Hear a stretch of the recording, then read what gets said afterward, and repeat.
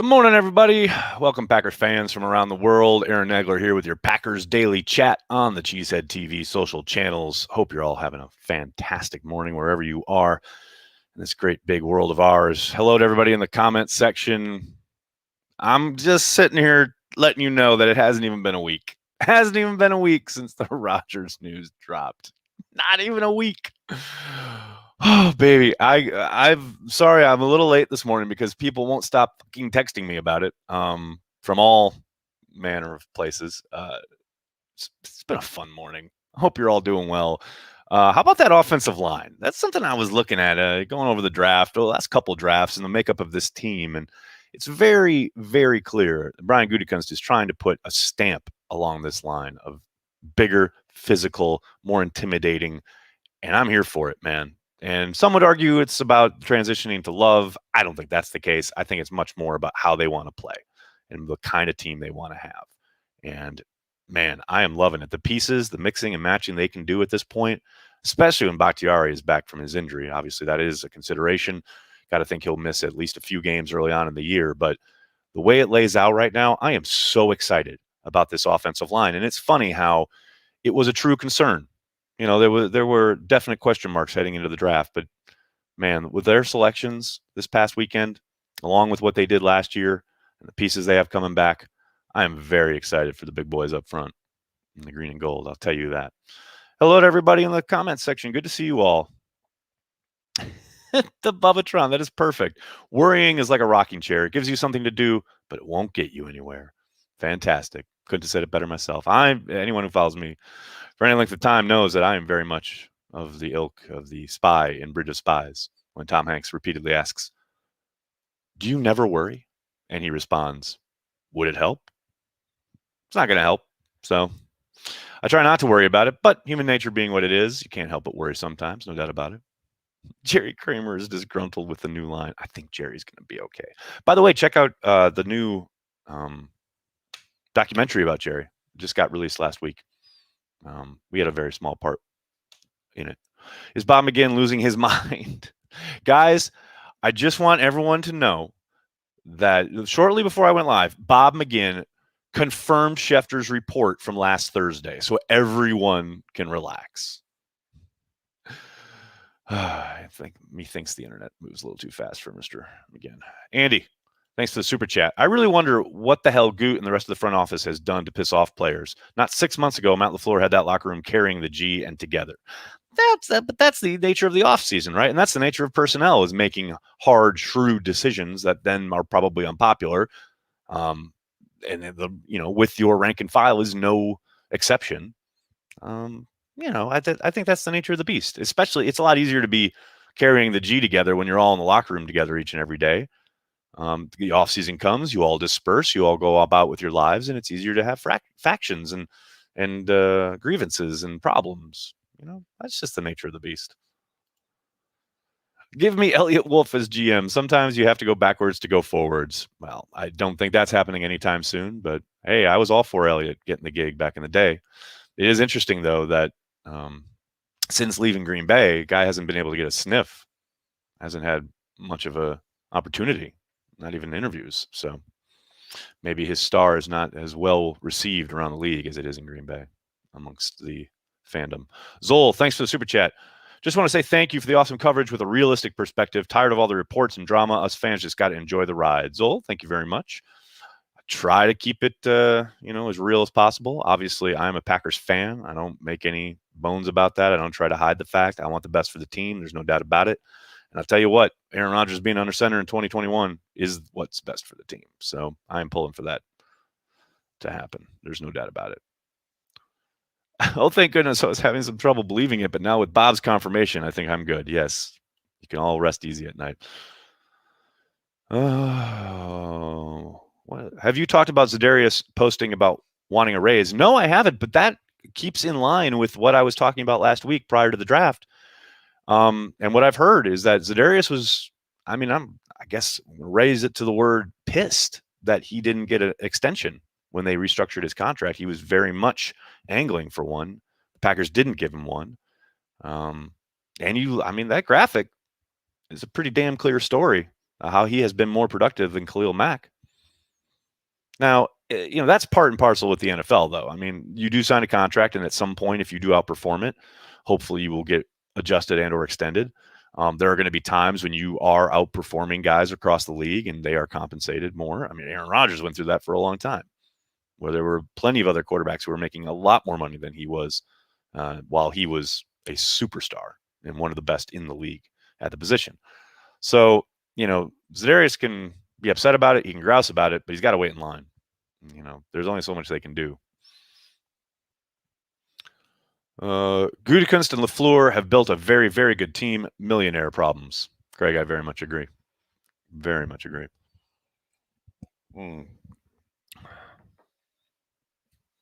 All the A-Rod drama and talk now, maybe a tad painful, but all that evaporates when he's under center and we win week 1. It's true, but he's got to be there to do it, and that's no given. I mean, you guys know I do think that's the most likely outcome, but it is by no means a certainty. I know we've got Rob Domofsky out there saying there's only a 5% chance he's back with the team. And to counter that, I will say there is a 95% chance that he's back with the team. How's that? 95% chance. Just to balance it out. And we all know it's a 50-50. Come on. Nags, what does Davante's tweet mean? I don't know, but he liked my tweet. That's what I was eyeballing yesterday on Twitter. I said, that day when the Jake Kumerow of all fucking things, the Jake Kumerow news was out there. I said, today has been about Jake Kumerow, but never forget Brian Gutekunst is the one who let Jordy Nelson go. And we all know how close Aaron Rodgers and Jordy Nelson are and were. I don't think it means anything other than Davante, appreciating that it's a business and you got to get yours while you can get it. Now, maybe it's an anti-Gutekunst sentiment, but I don't think so. Joseph M., thanks for the super chat. Nags, can you give us a breakdown of the entire roster's personal lives and how that obviously directly translates to the football field? Joseph, I will be doing that in my new video segment, What's Going On Behind the Curtain with X, Y, and Z. No, I don't know. Nice hat, Aaron. Thanks, Mike. It's one of my favorites. Boyan G, what's up, man? Trivia regular. How you doing? Let's say Rodgers does not return. Will Packers ask $30 million in unearned bonus back? Oh, you best believe. If he retires, he has to. They don't have to ask. He must repay them. Up to it's almost $30 million. Yes, if he retires. Now, if he just sits out and doesn't retire, that's a whole nother story. He can just sit out and gather up tons of fines for not reporting, but he still doesn't owe them anything unless he retires. Then he owes them money. Dave, thanks for the super chat. In late June, when some sort of resolution has been brought to the Rodgers situation, where does he do his first interview? McAfee, Wildy, transplants. Well, we all know transplants is way down on that list. Come on. It's obviously McAfee, right? I don't think there's any question. I mean, unless he wants to do some kind of legacy media thing, like traditional style, then it's probably Aaron Andrews on Fox. But I would think McAfee's got the inside track there. Do I think Russ Ball has anything to do with this problem? No. He's a numbers guy. And he makes the numbers work. Yeah, I don't think this is on Russ. And it's funny because so many Packers fans were so anti-Russ Ball for the longest time for whatever reason. He's finally out of the firing line. Finally.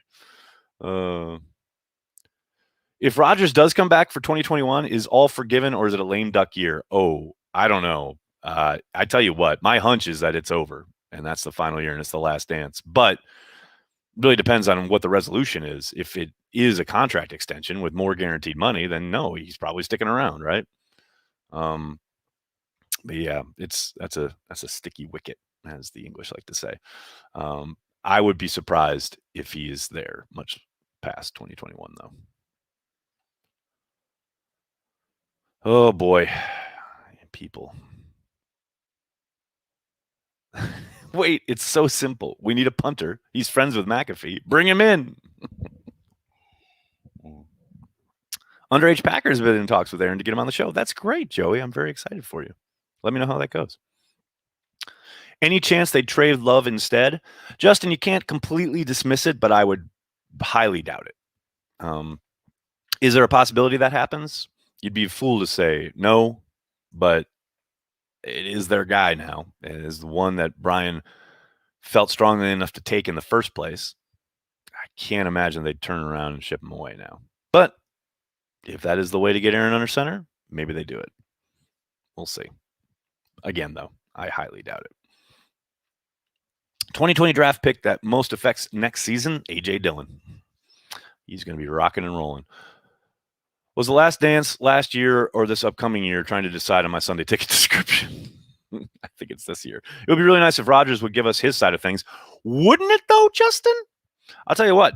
The longer he is silent, the better I feel about him returning. Because it allows more shit to get out there and more nonsense, and then he can come in and walk it back and look like the level-headed guy who is like, look, I don't know how we got to this point. There's so much. I don't want Gutekunst fired.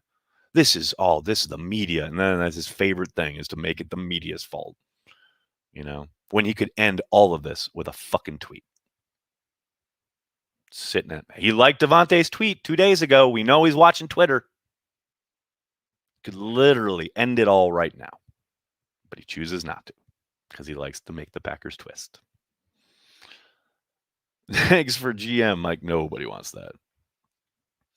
They take a big cap hit if they trade Love. Yeah, it's true. They take a big cap hit if they trade Rodgers. But we'll see. I feel bad for Jordan Love. I'm not sure this is how he envisioned the start of his NFL career. Yeah, but he's in it now. Not much he can do or can be done. I hear you, though. He's the one I feel the most bad for. There's no question about it. Oh, sorry, Mr. Inglewood. Almost missed it. Thanks for the super chat. Aaron Rodgers behaving like the villain in a Die Hard movie. I want a fully loaded plane waiting at the airport and Kumaro returned immediately. Attention, Packers front office. Attention, police. I'm sure you have realized now the futility of direct action against me. I wish for no further loss of life.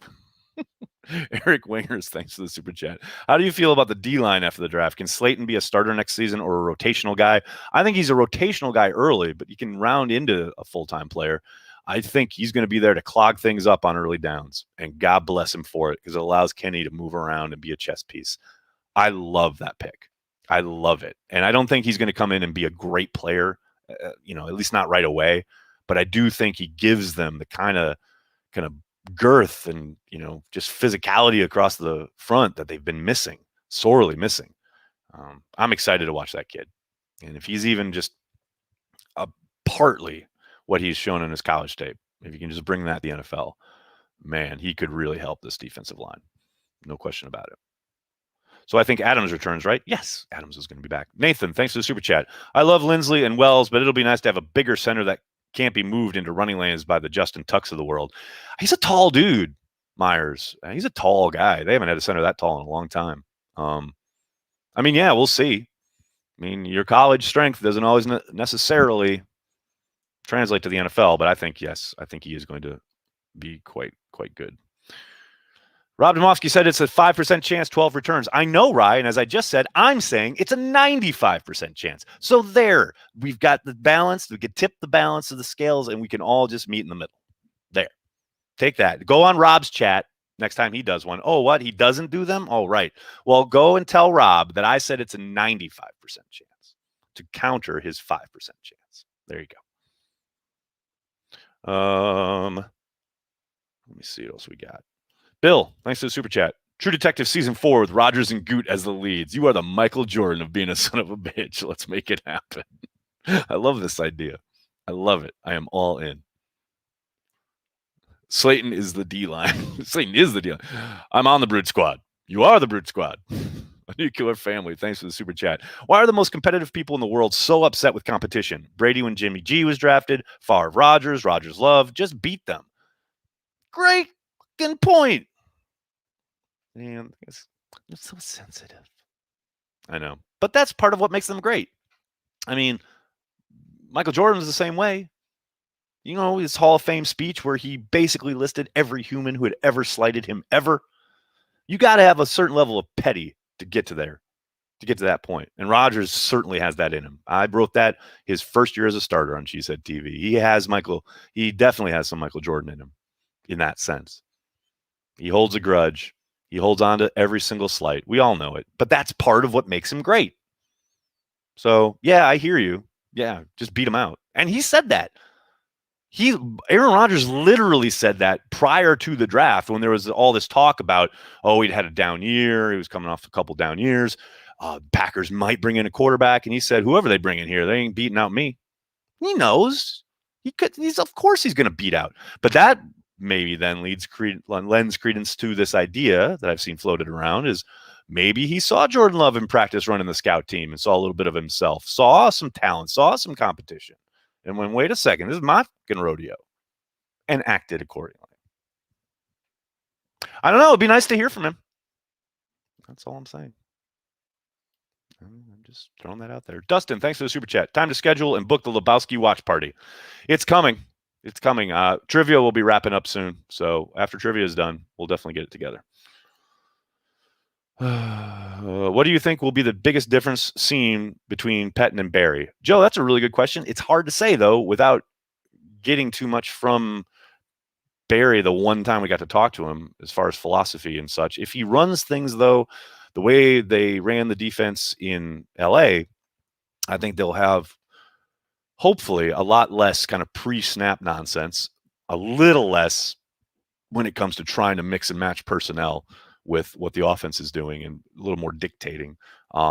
Not simpler, because there's certainly a lot of kind of communication that needs to happen and things that happen post-snap, but a lot of the pre-snap stuff will be taken away, which I think is a good thing.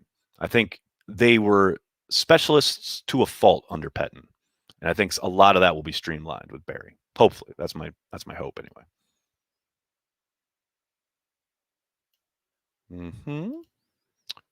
You check out Bad Batch, Andrew. I was up at 4 a.m. watching Bad Batch yesterday morning. You kidding me, dude? That show was awesome. I love that they made a 70-minute kind of mini movie. Just kick it off. If you're a Star Wars fan and you haven't watched it yet, watch it. It's awesome. Ball, thanks for the super chat. Nailed the Hans Gruber nags. Not really. That was a bad accent. Do you notice when some media say Gutekunst, they drop a German accent for some reason? I do notice that. You know who can't say that name to save their life is Corey Banke. It's hilarious. Anytime he tries to say it, he can't do it. But yes, Paul, I've noticed that. Some people, Gutekunst, like they just go into some weird accent. I don't know why that is, but it's funny.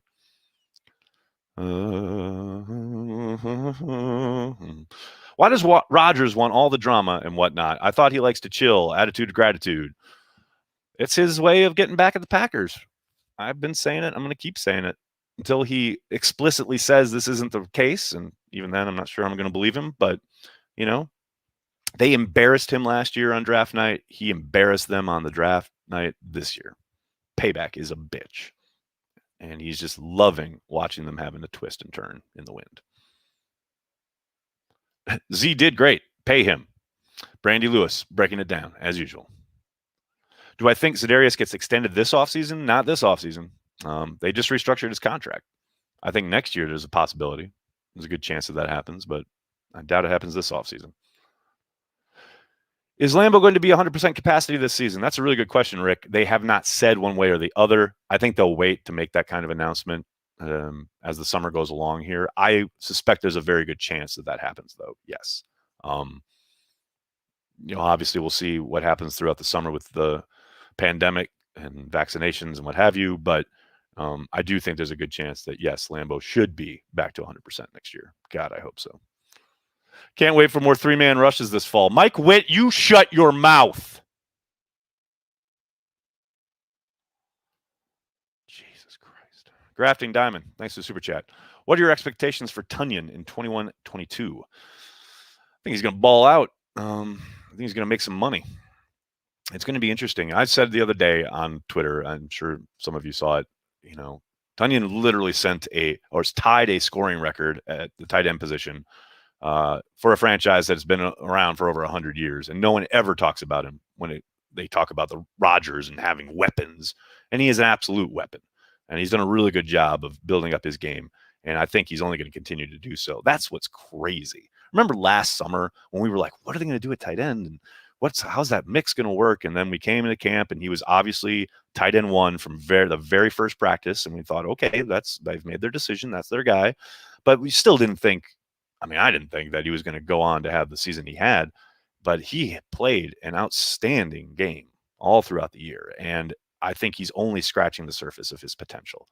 Not necessarily he's going to score 11 more touchdowns this year, but I do think he'll be even bigger part of the offense, and he'll have more plays designed for him.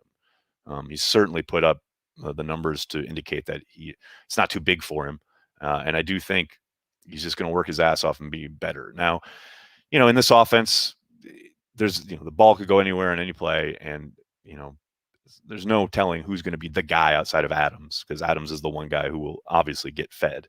But I don't think there's any question that he still hasn't even come close to scratching the ceiling. I think we're going to continue to see him to develop into a really, really good player. When is transplants returning? I'm already missing back and forth about Cream City Bricks. I don't know. It's going to be a while. Corey is very busy. But it'll happen. We'll be there. All right, everybody. I'm going to have to get going. I can't thank you enough for hanging out, talking Packers each and every day, Monday through Friday, right here on the Cheesehead TV social channels. Join me today at 5 p.m. Eastern on the YouTube page for the latest edition of Live Packers Trivia. It's going to be a lot of fun. Check out the latest episode of Pack's What She Said. We've got a live version for you that went last night, and we got a new recorded version just dropped this morning. Make sure you check that out. Check out all the latest at cheeseheadtv.com for all the latest on the green and gold. I can't thank you guys enough for the support you give us. And hey, Patreon members, don't forget, we got our happy hour tonight at 6 p.m. Eastern, 5 p.m. Lambeau time. If you're interested in joining the Patreon, it's a lot of fun. It supports everything we do at Cheesehead TV. All we ask is $5 a month. Like I said, it supports everything we do, and we are eternally grateful to all our Patreon members. Happy hour tonight.